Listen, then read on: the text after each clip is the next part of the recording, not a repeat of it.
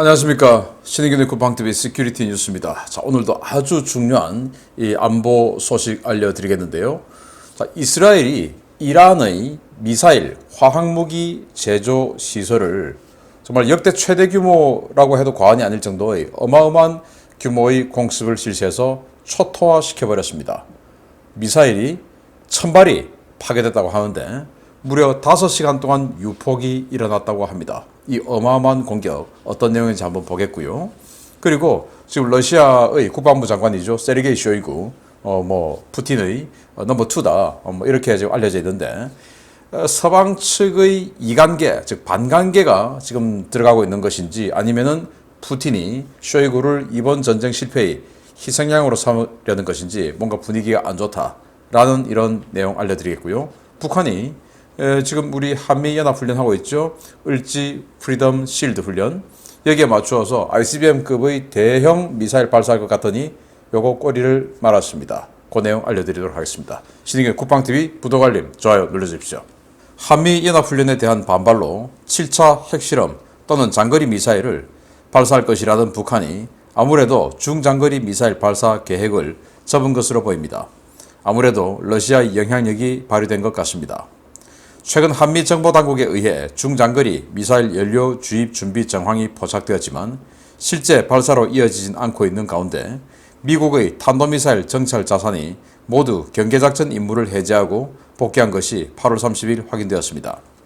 미국은 먼저 북한의 평안북도 철산군 동창리 서해 위성 발사장에서 발사될 것으로 추정되었던 장거리 로켓 추적 임무를 받아 오키나와 인근에서 초계 임무를 수행하던 탄도미사일 추적함 USNS의 하워드 오 로렌젠 함을 지난 8월 28일 요코스카 해군기지로 복귀시켰습니다. 미국은 또 지난 8월 중순 일본 오키나와 가데나 공군기지에 전진 배치했던 탄도미사일 추적기 RC-135S 기체번호 61-2663 기체도 알래스카로 복귀시켰습니다. 당초 이 기체는 먼저 배치되어 있던 RC-135S 기체번호 61-2662 기체와 교대해서 북한의 중장거리 미사일 발사 도발에 대비하는 초계 임무를 수행했었는데요. 이 기체는 우리 시각으로 8월 30일 01시 알래스카 상공에서 ADS-B 신호를 송출하며 본토로 복귀 중임을 확인했습니다. 미국은 탄도미사일 추적함과 탄도미사일 추적기를 모두 물린 뒤 8월 28일부터 동해상에 RC-135U 컴뱃센트와 KC-135R 공중급유기를 패키지로 묶어 동해에서 장기 채공 정찰 임무를 수행 중인데요. 이들은 8월 24일 14척의 대함대를 구성해 라페루즈 해협을 통과해서 블라디보스토크 인근 해역에 집결 중인 러시아 해군 태평양 함대 정찰 임무를 수행 중인 것으로 추정됩니다. 러시아는 9월 1일부터 9월 7일까지 동부 군관구 주관으로 중국과 인도, 몽골, 벨라루스 등 13개국이 참가하는 대규모 군사훈련인 보스토크 2022를 실시할 예정인데요. 이 훈련으로 인해 러시아와 중국 등 주요국의 함대가 동해상에 집결하는 상황에서 장거리 탄도미사일을 발사할 경우에 러시아가 불편해할 수 있다는 정무적인 판단에 북한의 장거리 탄도미사일 발사를 연기시킨 것으로 보입니다. 북한은 러시아 주관 군사훈련에 공식적으로 참가하지는 않지만 러시아 측과 협의해 러시아에 제공할 수 있는 전술 탄도미사일이나 대공형 방사포 등을 동해상에 시험 발사하는 등의 시나리오를 준비할 것으로 보이는데요. 우리 안보는 물론 글로벌 안보에도 영향을 줄 수 있는 앞으로 일주일간의 북한 움직임 예의주시해야 하겠습니다. 대형 발사체에 액체 연료를 주입했다라는 보도가 지난주에 나왔었죠. 우리 정보당국이 그렇게 보고를 했었는데요. 근데 액체 연료 그거 집어넣으면 그거 산화될 텐데. 아무튼 지금 미국의 정찰 자산인 하워드 로렌젠 요코스카로 들어가 버렸어요. 지금 보시다시피 하워드 로렌젠 함이 요코스카에 입항을 했고 8월 28일 날 이렇게 임무 해제를 했다고 하는 것은 8월 28일 그리고 지금 이 순간 바로 우리 한미 연합군이 역습 훈련, 반격 훈련을 하는 시나리오예요. 그래서 저는 우리가 반격 훈련을 하는 이 시나리오 때 북한이 미사일 쏘지 않을까. 왜냐? 우리끼리 북한이 그 전면 남침하면 그것을 막아내는 방어 훈련할 때는 지들이 공격 안 하면 되니까 그런 방어 훈련인데 이 방어 훈련 마치고 나서 이제는 니들이 공격했으니까 우리도 반격이야, 역습이야, 그리고 통일이야, 김정은 체포야. 이제 이렇게 해서 역습을 하는 그 시나리오를 이번에 하거든요. 5년 만에. 그래서 그 반격 훈련할 때 기분 나쁘니까 김여정이가 안 그래도 뭐 어마어마하게 날선 말들을 해댔죠. 그래서 그때 쏠 것 같았는데 그 반격 훈련 하기 직전에 하워드 로렌젠 탄도미사일 추적함 X밴드, S밴드 어마어마하게 큰 이 레이더를 장착하고 있는 하워드 로렌젠이 아니 뭐 동중국해에서 작전하다가 왜냐 동창 내에서 미사일 쏘면 필리핀 쪽으로 날아가니까 동중국해에서 그 궤도를 추적해야 되니까 거기 있다가 요코스카 일본 도쿄 앞으로 그냥 자기 모항으로 들어가 버렸어요. 이거 보면 안 하는 거 아닌가? 그럼 또 다른 것도 또 봐야지. 그래서 여기 보시면 여기 뭐 비행기 항적이 있는데 이게 바로 RC-135S 코브라볼이에요. 코브라볼은 또 하늘에서 탄도미사일의 궤적을 추적하는 그 정찰기 아닙니까? 이것도 오키나와 이런 데서 계속 정찰했었어요. 왜냐 탄도미사일이 필리핀 쪽으로 날아올 거니까. 그래서 정말 쏘겠다라고 생각했는데 이 코브라볼 탄도미사일 전문 추적 정찰기도 돌아가 버렸어요. 야, 그래서 이런 거 보면 미국이 그냥 뭐 정말 허투루 이렇게 전략을 운영하는 것은 아닐 텐데 감청이나 여러 가지 정확한 정보를 가지고 안 쏜다. 자, 상황 해제 한 것이 아닌가라고 생각이 되고 이제 의외로 일본이 이렇게 해상 항공자위대에서 사진 찍은 것들인데요. 이게 뭐 라페르즈 해협을 통해서 어마어마하게 많은 군함들이 들어왔습니다. 라페르즈 해협. 그래서 이것들이 뭐냐? 태평양 함대, 러시아 블라디보스토크를 모항으로 하는 태평양 함대의 함대가 저기 오츠크해, 그러니까 이 알래스카 쪽하고 마주보고 있는 그 바다죠. 거기 가서 해상훈련하고 지금 동해 쪽으로 들어오는 거예요. 들어와서 뭐 하냐?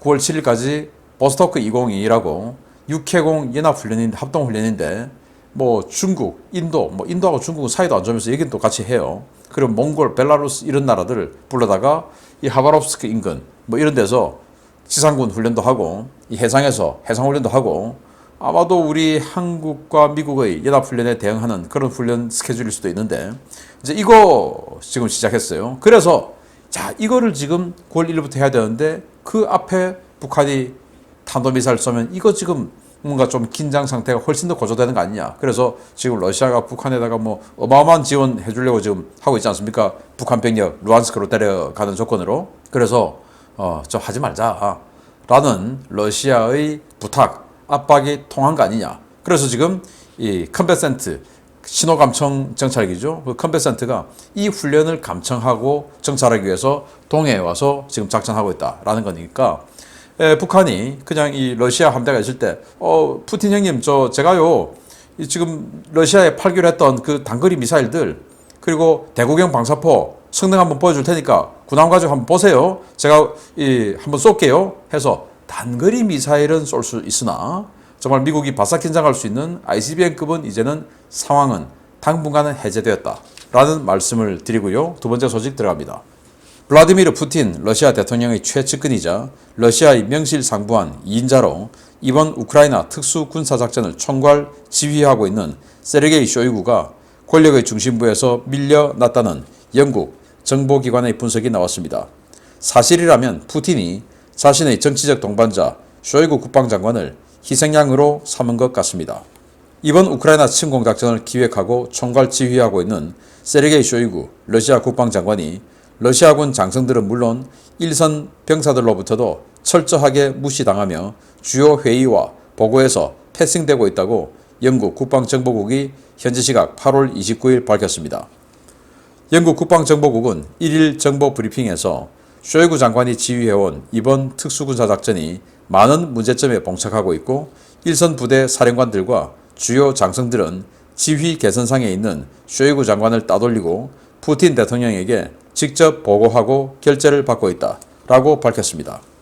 영국 국방정보국은 또 전장에서 실전을 겪어본 장교와 병사들은 쇼이구 장관의 지도력을 비효율적이고 공중에 붕 뜬 듯 현실감 없는 리더십이라고 조롱하면서 쇼이구에 대한 조롱을 일상화하고 있다 라고 밝혔습니다. 문제는 영국의 이러한 정보 분석의 진위입니다. 영국 당국은 현재 벌어지고 있는 러시아군 내의 쇼이구 패싱 현상이 쇼이구 장관의 무능함 때문이라고 밝히고 있습니다. 그러나 영국의 이번 주장과 달리 세르게이 쇼이구라는 인물은 단순히 푸틴과의 친분이나 아첨으로 현재의 자리에 오른 사람이 아니라는 것이 그간 서방 정보당국의 공통된 평가였습니다. 그는 불과 37세의 나이에 소장으로 진급했고 소장 진급 이듬해인 38세의 나이에 소련 붕괴 후 러시아의 혼란을 수습하기 위해 설립된 최고 권력기관인 비상대책위원회의 실무 책임자로 위원회를 이끌었습니다. 이후 비상사태부 장관으로 임명되어 소련 시절부터 이어온 러시아의 방대한 준군사 조직을 전면적으로 개혁했고 푸틴의 러브콜을 받아 불과 44세의 나이로 통합 러시아당을 창당, 초대 총재를 맡아 5년 만에 러시아 의회 분파들을 대거 정리하고 푸틴에게 절대 권력의 기반을 만들어준 뒤에 정계에서 은퇴해 48세의 나이로 대장 계급을 달고 군에 복귀했습니다. 20년째 대장 계급인 쇼이구는 발레리 게라시모프 총참모장과 함께 러시아군을 완벽하게 장악하고 있는 양대 거물로 꼽혀왔는데요. 쇼이구가 2012년 국방장관에 취임한 뒤 그가 러시아군을 계획하는 것을 지켜본 오바마 행정부 당시의 미 국방부 러시아, 우크라이나 및 유라시아 담당 차관보 이블린 파카스 박사는 백악관에 제출한 보고서에서 쇼이구 주도의 개혁으로 러시아군의 작전 능력과 조직, 물류 능력은 이전에는 볼 수 없었던 수준으로 발전했다 라고 평가한 바 있습니다. 그는 수시로 일선 부대와 방산업체를 시살하면서 각종 부패와 비리, 무기체계와 장비 결함이 발견되면 담당자를 가차없이 처단하는 것으로 유명했는데요. 이 때문에 2013년부터 2020년까지 매년 실시되는 여론조사에서 가장 인기 있는 정치인이자 푸틴의 최측근, 푸틴의 후계자로 꾸준히 이름을 올려왔습니다. 미국과 영국 정보당국은 러시아의 전황이 악화되기 시작한 지난 3월 하순부터 쇼이구와 푸틴의 갈등설을 꾸준히 흘리며 러시아 권력 중심부의 균열을 꾀하고 있는데요. 영국 정보당국에서 나온 이번 쇼이구 패싱설, 과연 그 진위와 향후 러시아 권력 핵심부의 동향을 예의주시해야 되겠습니다. 자, 세르게이 쇼이구 이번 전쟁을 총지휘하고 있다. 그래서 BTG 대대전술단이라고 하는 그 BTG가 지금 이번 전쟁의 실패작이라고 하는데 그 BTG 누가 만들었냐? 이제 이런 책임설에서부터 쇼이구가 문제야, 쇼이구가 문제야. 이렇게 병사들부터 장군들까지 다 그렇게 욕하고 비웃고 있다라고 영국은 이야기를 하는데 과연 쇼이구가 그렇게 간단한 사람이냐? 아니더라 이겁니다. 38세의 나이에 장군이 되어서 그리고 44세의 나이에 통합 러시아당을 창당하고 완전히 정권을 국회, 국가두마죠. 완전히 석권해버리고 그리고 30대 장관이 되었을 때는 이 러시아에 어마어마하게 많은 준군사 조직 전부 계획하고 슬림화시키고 이런 계획들을 이루어낸 사람인데 여기 보시면 2009년 통합 러시아당 전당대회 모습을 볼 수 있는데 당시 이제 푸틴이 대통령 2선하고 3선 못하니까 잠시 총리로 물러나 있고 바지 사장 메드베프 이 대통령 이렇게 대통령을 내세우고 자기는 총리로 지금 물러나 있을 때죠. 그래서 서열상으로는 넘버 1, 넘버 2 여기가 이제 당시 국가두마 의장 그리고 그 뒤에 쇼이구가 있는데요. 이렇게 어마어마한 권력을 가지고 있었던 쇼이구가 이렇게 호락호락하냐? 아니다. 그래서 지금 영국과 미국에서 이런 식으로 해대는 것은 반관계다, 이관계다. 그렇게 해서 둘 사이를 떨어뜨려 놓아서 러시아 최상층부를 흔드는 이관계다라는 분석을 할 수가 있고 두 번째는 이 푸틴이 지금 너무나 실패하고 있는 이 전쟁에서 출구 전략을 찾아야 되는데 그러면은 책임을 누군가에 지어야 되는데 어쩔 수 없이 정말 절친이고 신복이었던 쇼이구, 게라시모프 합참의장 이런 사람 해가지고는 급이 좀 안 되니까 쇼이구 정도의 거물을 희생양으로 삼으려고 지금 분위기를 띄워 올리는 거 아니냐라는 두 가지 설이 있는데 그 어떤 것도 지금 러시아에게는 긍정적이지는 않습니다. 그런데 이 반관계라고 하면 이 반관계, 이관계가 성공하기를 바랍니다. 세 번째 정말 어마어마한 폭격을 해댔습니다. 보겠습니다. 시리아 타르투스와 흐메이밈 일대를 지키던 러시아군 방공자산이 모조리 빠져나간 직후에 이스라엘이 시리아에 엄청난 규모의 공습을 감행했다는 소식입니다. 지난주 전격적으로 실시된 공습으로 시리아는 물론 이란이 엄청난 손실을 입었습니다. 이스라엘이 현지 시각으로 지난 8월 26일 밤 시리아 서부 하마주의 마샤프시 시리아 이란 합작 비밀 군사 시설에 대규모 공습을 감행했으며 이로 인해 지상은 물론 지하 시설물까지 모두 파괴되었다고 예루살렘 포스트가 현지 시각 8월 29일 보도했습니다. 예루살렘 포스트는 현지 시각 8월 27일 최초 보도, 8월 29일 최종 수정 선고된 기사에서 시리아 서부 마샤프시 소재 시리아 국영 과학연구센터 복합단지에 시리아군의 대규모 공습이 실시되었으며 시리아군 방공부대가 이에 대응했지만 목표물이 초토화되는 것을 막지는 못했다라고 전했습니다. 당시 시리아는 8월 26일 밤 서부 지역 전역에 공습 경보를 발령하고 국영 사나 통신을 통해 이스라엘이 공습을 벌이고 있으며 반공군이 이에 대응 중이다 라는 긴급 방송을 내보낸 바 있습니다. 이스라엘군 전투기가 지중해 상공에서 발사한 미사일을 모두 요격했다는 시리아군의 주장과 달리 마샤프에는 엄청난 양의 미사일이 떨어졌다고 시리아 인권관측소 측은 밝혔습니다. 시리아 측은 이번 공습으로 14명의 사상자가 나왔다고 밝혔는데요. 시리아 인권관측소 측은 시리아 정부 관계자를 인용해서 해당 시설은 과학연구센터가 아닌 이란과 합작으로 설립한 미사일 및 화학무기 제조 공장이었으며 이스라엘 공습으로 인해 공장에 있었던 1000여 발의 미사일 완제품과 미완성 부품들이 모두 파괴됐다고 전했습니다. 이번 공습으로 지난해 12월 이스라엘 전투기가 라타키아 항구에 하역된 대량의 이란제 무기 컨테이너를 날려버린 사건 이후 최대 규모였습니다. 이스라엘은 F-16과 F-15 등의 비스텔스 전투기를 동원해 램페이지 등의 공대지 미사일을 대량으로 날렸고 연구단지는 5시간 넘게 연쇄 유폭을 일으키며 그야말로 초토화되었습니다. 이번 공습은 러시아가 임차해 현재도 러시아군 흑해함대 주요 전력이 주둔 중인 타르투스 해군기지 바로 앞에 뜬 이스라엘 전투기에 의해 이루어졌는데요. 이스라엘은 지난 8월 20일 이 일대를 방어하던 러시아군 S-300 방공포대가 모두 철수한 것을 확인하고 사실상 무방비 상태였던 타르투스 앞바다를 통해 시리아 군사시설을 공격하는 과감한 전술을 구사했습니다. 이스라엘은 더 이상 러시아의 보호를 받지 못하는 시리아를 상대로 더욱 과감한 공격에 나설 것으로 보이는데요. 아사드 정권, 이제라도 정신 차리고 이란군과 과격 팔레스타인 무장 세력들과의 거리를 두면서 이스라엘의 화해의 제스처를 취하는 방향을 고민해 봐야 할 것 같습니다. 자, 이 보십시오. 이 엄청난 폭발, 이게 5시간 동안 이렇게 유폭을 일으키면 완전 꽝꽝꽝 난리가 났다라는 겁니다. 여기가 어디냐? 이 해안선에서 50km 정도 안에 있는 마샤프라는 곳인데, 이 마샤프, 그리고 이 앞에 타르투스라고 하는 항구가 있고, 이 타르투스 항구를 러시아 해군이 지금 임차해서 지중해 군함대를 운용을 하고 있죠. 그리고 이 북쪽에 라타키아, 바로 아래 흐메임이라고 하는 공군기지가 있는데, 여기는 또 러시아 공군이 여기 와서 또 전력을 운영하고 있죠. 그런데 러시아 공군 전투기들 지금 우크라이나 전쟁 상황 심각하니까 지금 다 돌아가서 전쟁하고 있어요. 갔어요.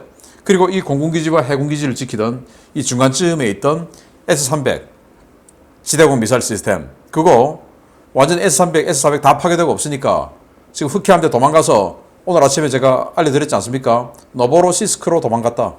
그 노보로시스크는 무역항이니까 여기에 방공미사일 부대가 있을 이유가 없었죠.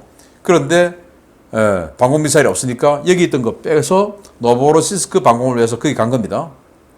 그러니까 여기는 하늘이 열려버린 거예요. 전투기도 없고 또 방공미사일 부대도 없고. 그러니까 이스라엘 전투기들이 몇 대인지는 지금 발표를 하지는 않았습니다. 어마어마하게 많이 이렇게 우회해서 들어가서 이 상공에서 타르투스 상공에서 조금 북쪽 상공에서 장거리 정밀 유도 무기를 대량 날려버린 겁니다. 이스라엘제 램페이지 미사일 같은 거 어마어마하게 날려버려가지고 지금 완전히 이제 초토화 시켜버렸는데, 지금 이제 이 위성 사진을 좀 더 자세히 보자면 이런 상태입니다. 원래 이게 비포 여러 시설물들이 다 보이죠.